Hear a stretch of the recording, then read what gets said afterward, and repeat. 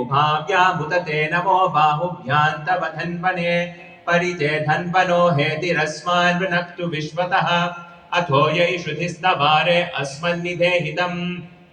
नमस्ते अस्तु भगवन् विश्वेश्वराय महादेवाय त्र्यम्बकाय त्रिपुरान्तकाय त्रिकाग्निकालाय कालाग्निरुद्राय नीलकण्ठाय मृत्युञ्जयाय सर्वेश्वराय सदाशिवाय श्रीमन्महादेवाय नमः।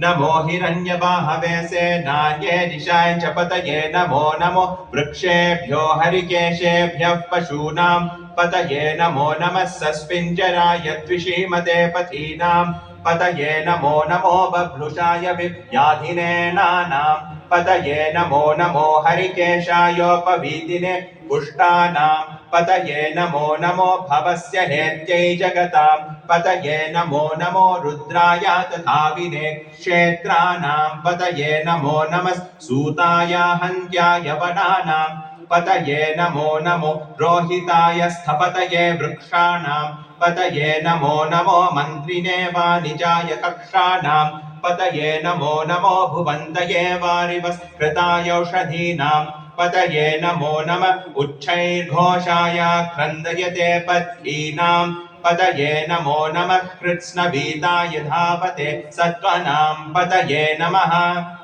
नमः सहमानाय निव्याधिन आव्याधिनीनां पतये नमो नमः ककुभाय निषङ्गिने